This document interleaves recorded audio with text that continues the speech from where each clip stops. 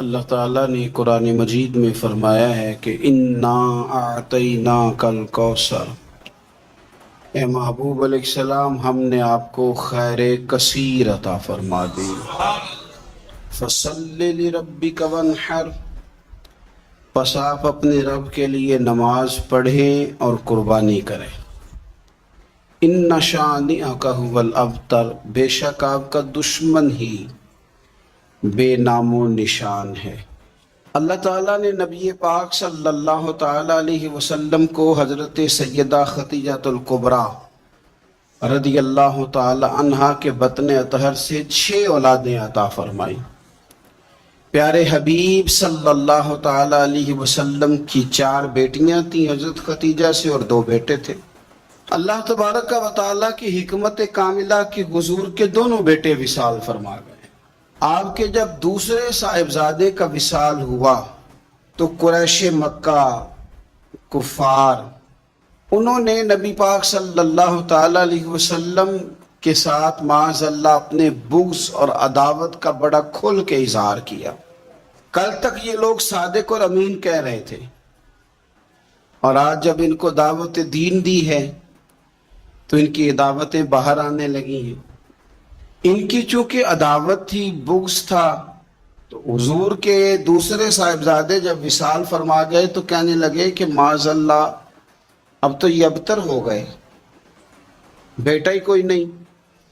جب تک یہ ظاہری طور پر موجود ہیں بات بنے گی، اور جب یہ چلے جائیں گے تو کون ہوگا ان کا مشن چلانے والا، کون ہوگا ان کا ذکر کرنے والا۔ بس معاذ اللہ خوشیاں منانے لگے، بغلیں بجانے لگے۔ یہ کفار مکہ کا طریقہ ہے، قریش مکہ کا، مشرکین کا طریقہ ہے۔ مسلمان کا یہ طریقہ نہیں کہ وہ اپنے مخالف کو مصیبت میں دیکھ کے تو خوشی کا اظہار کرے، یہ مسلمان کا طریقہ نہیں۔ جس شخص کے ساتھ ہمارا کسی وجہ سے اختلاف رائے ہو جاتا ہے، وہ معاذ اللہ کسی مشکل میں گرفتار ہو جائے تو ہم بڑا اظہار مسرت کرتے، دیکھا نا اب جو ہو، میں تو پہلے ہی کہہ رہا تھا۔ ہمیں تو ہمارے بزرگوں نے فرمایا ہے کہ دشمن مرے تے خوشی نہ کریے، کیوں؟ سجنا بھی تے مر جانا ہے، اوڑکتے دن آیا محمد اور کڑی نو ڈوب جانا ہے۔ اپنا رویہ کبھی بھی اتنا سخت نہ کریں، لہجے میں اتنی تلخی نہ لائیں کہ سامنے والے پہ مصیبت آ رہی ہے، اور نبی پاک صلی اللہ علیہ وسلم نے فرمایا اگر تم کسی کی مصیبت کو دیکھ کے خوشی کا اظہار کرو گے نا، اسے اللہ نجات دے دے گا، تمہیں مصیبت میں مبتلا کر دے گا۔ کبھی بھی اظہار نہ کریں، کبھی بھی کسی بھی موقع پر کسی کو مشکل میں دیکھ کر اس طرح کا رویہ اختیار نہ کریں۔ بہت سارے لوگ بغلے بجاتے ہیں، خوشی کا اظہار کرتے ہیں، دیکھا نا فلانا الجھ گیا۔ یہ تو طریقہ مشرکین مکہ کا ہے، کفار کا طریقہ ہے یہ۔ حضور صلی اللہ علیہ وسلم کے صاحبزادے کا وصال ہو گیا تو کہنے لگے دیکھا نا، ہم نہ کہتے تھے اب کون ذکر کرے گا، اب کون نام لے گا۔ جب انہوں نے یہ لفظ کہے تو میرے اللہ نے قرآن مجید نازل فرمایا، اتنی حسین انداز میں، اتنی سونی صورت، فرمایا انا اعطیناک الکوثر، محبوب ہم نے آپ کو خیر کثیر عطا فرما دی ہے۔ یہ کوثر سے کیا مراد ہے؟ ایک تو کوثر سے مراد ہے وہ جام کوثر، وہ جنت کی نہر جس کی تیاری کستوری سے کی گئی، سونے جواہرات سے جس کو سجایا سوارا گیا، جس کے پاس پیالے اس طرح پڑے ہوں گے، اتنے پیالے ہوں گے جس طرح آسمان پہ تارے چمکتے ہیں، اور پیاسی امت جائے گی تو حضور جام بھر بھر کے انہیں پلائیں گے۔ ایک تو کوثر سے مراد وہ حوض کوثر، جام کوثر، اور ایک کوثر سے مراد دین اسلام۔ مفسرین فرماتے ہیں کوثر سے مراد قرآن پاک، کوثر سے مراد اس امت کو دیے گئے وہ احکام کہ جو کرنے میں آسان ہے اور اجر ان کا زیادہ ہے۔ کوثر سے مراد نبی پاک کے معجزات۔ اسی کوثر سے مراد رب فرماتے حبیب انا اعطیناک الکوثر، جس طرح کی اولاد آپ کو دی ہے کسی کو نہیں دی۔ آپ کی بیٹیاں، آپ کے نواسے، آپ کے شہزادے، اِنَّا أَعْطَيْنَاكَ الْكَوْثَرَ، کیا شان ہے سیدہ زینب کی، کیا شان ہے حضرت رقیہ کی، کیا شان ہے ام کلثوم کی، سیدہ طیبہ طاہرہ ام کلثوم کی، کیا شان ہے سیدہ فاطمہ الزہرا کی، کیا مقام ہے مولا علی شیر خدا، کیا رتبہ ہے امام حسن کا، کیا مقام دیا ہے اللہ نے امام علی مقام امام حسین کو۔ ایک کوثر سے مراد حضور کی اولاد۔ مفسرین فرماتے ہیں کوثر سے مراد رب فرماتا ہے محبوب جس طرح کے صحابہ آپ کو دیے ہیں نا، دنیا ڈھونڈے گی بھی تو صدیق اکبر جیسا نہیں ملے گا، زمانہ تلاش بھی کرے تو فاروق اعظم جیسا پا نہ سکے، حضرت عثمان غنی کی مثال دوبارہ نہ ملے گی، اور قیامت تک میدان بھی سجیں گے، جنگیں بھی ہوں گی، لیکن چرچے اور تذکرے مولا علی شیر خدا کی تلوار کے کیے جائیں گے۔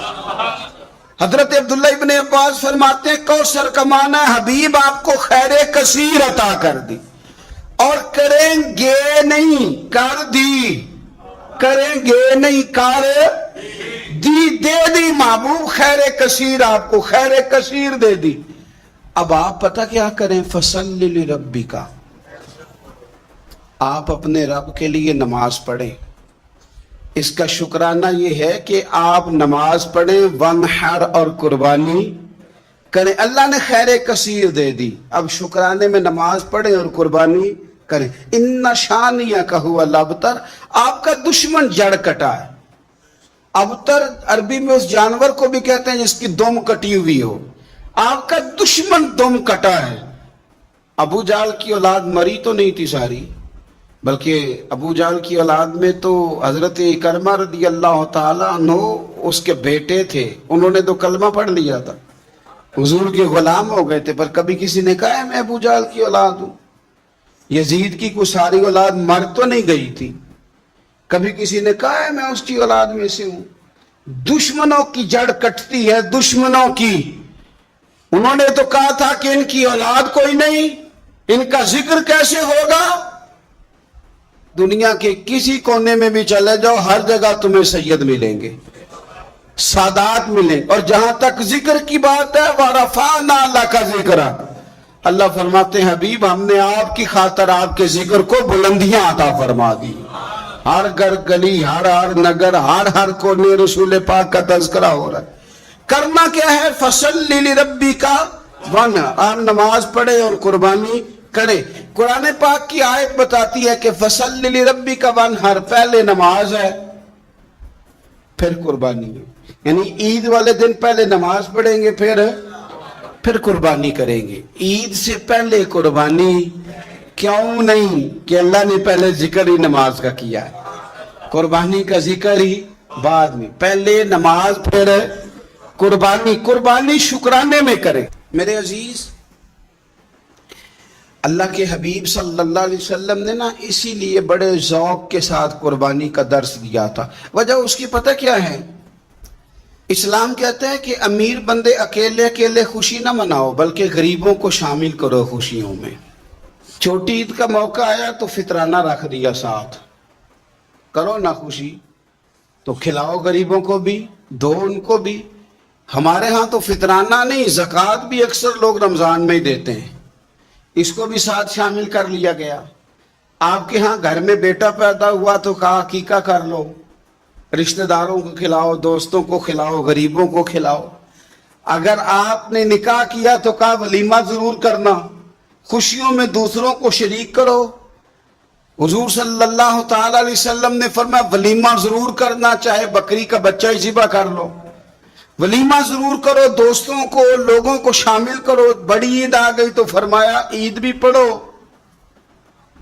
اور قربانی بھی کرو، لوگوں کو اپنی خوشیوں میں شامل کرو، رشتہ داروں کو بھی دو، دوستوں کو بھی دو، اپنوں کو بھی دو، اور غرباء کو بھی شامل کرو۔ ہم نے پتہ کیا کیا ہے، آہستہ آہستہ کر کے جیسے جیسے دولت زیادہ آئی لوگوں کے پاس، ان کے خرچے بڑھ گئے، ہمارے اخراجات زیادہ ہو گئے، پھر ہم بند ہو کے رہ گئے اپنے آپ میں.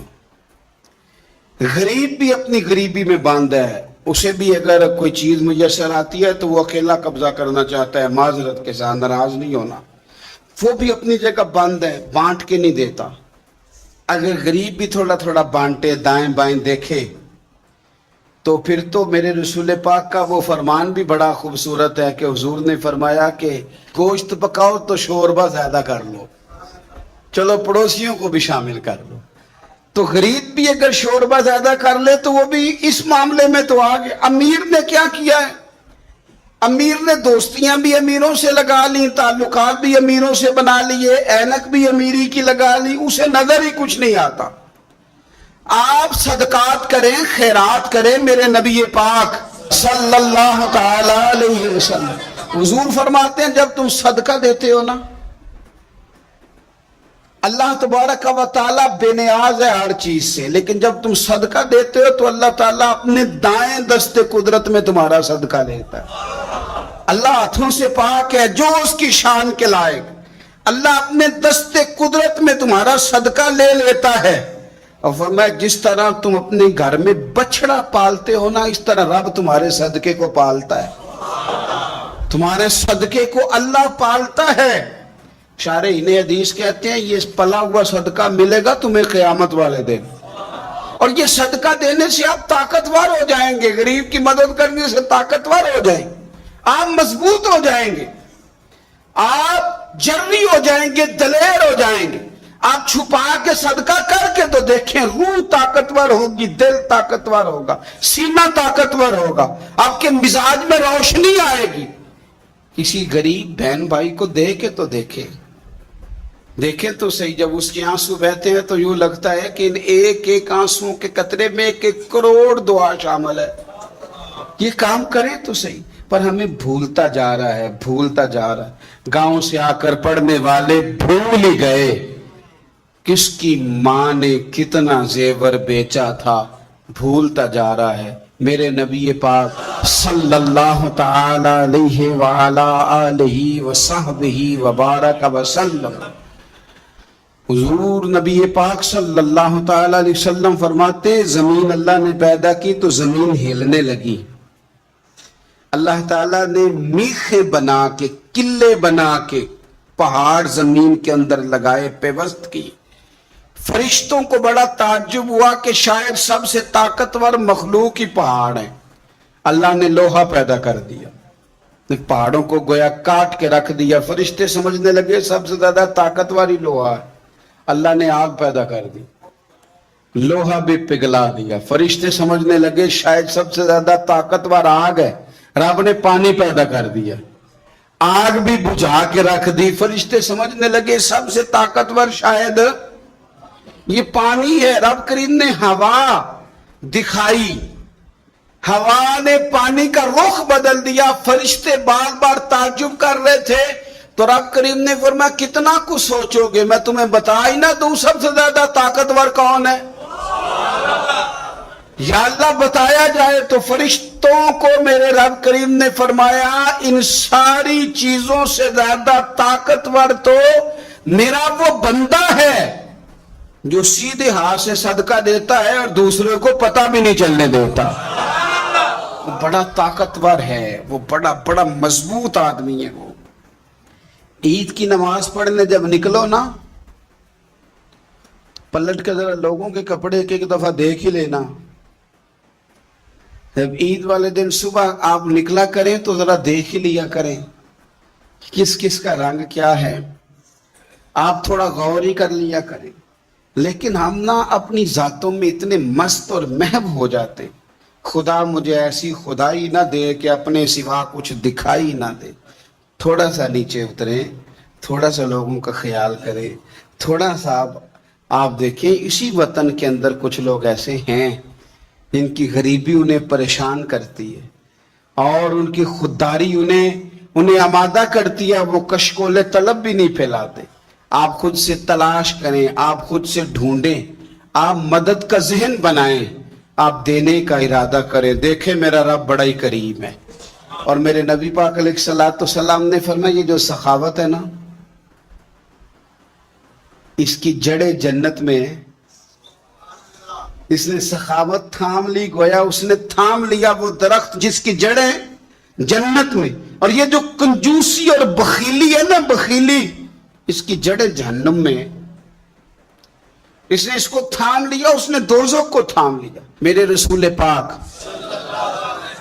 صلی اللہ تعالی علیہ وسلم نا کھانا کھلانے میں بڑے راضی ہوتے تھے اور حضور ترغیب دیتے تھے کھانا کھلانے کی. اگر یہ فکر جو حضور نے بیان کی، یہ فکر ہمارے مزاج کا حصہ بنے تو دیکھیں کس طرح بات آگے بڑھتی ہے.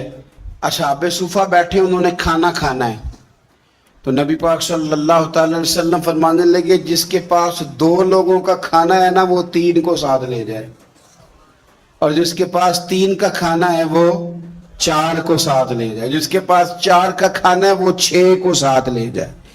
فرمایا 2 کا کھانا ہے تو 3 کو وہ پورا آئے گا. ہمارے ہاں اگر اعداد و شمار اکٹھے کیے جائیں نا تو ہمارے ہاں جتنا کھانا ضائع ہوتا ہے شادی پہ، بیاہ پہ، ولیمے پہ، عقیقے پہ، دعوت پہ، وہ ضائع ہونے والا کھانا اگر جمع کر دیا جائے تو کتنے غریب لوگ ہیں جن بیچاروں کو ہم اچھے کھانے میں شریک کر سکتے ہیں اور وہ بہترین غذا استعمال کر سکتے ہیں. کیوں کہ فرمایا 2 کا 3 کھا لو، 3 کا 4 کھا لو، 4 کا 6 لوگ کھا سکتے ہیں. اس سوچ کو جو سوچ رسول پاک نے عطا فرمائی تو آپ دیکھ سکتے ہیں کتنے سارے لوگوں کو کھانا میسر آتا ہے. ہم نے اب کیا کیا ہے، ہم نے دعوتیں بنائی ہیں تو امیروں کی، تحفے دینے ہیں تو دعوتیں بھی امیروں کی ہیں، اور ہمارا اٹھنا بیٹھنا بھی. تو ہر چیز میں ہم نے لیول بدل لیا ہے. میں بار بار گزارش کرتا ہوں کہ واپس لوٹیں.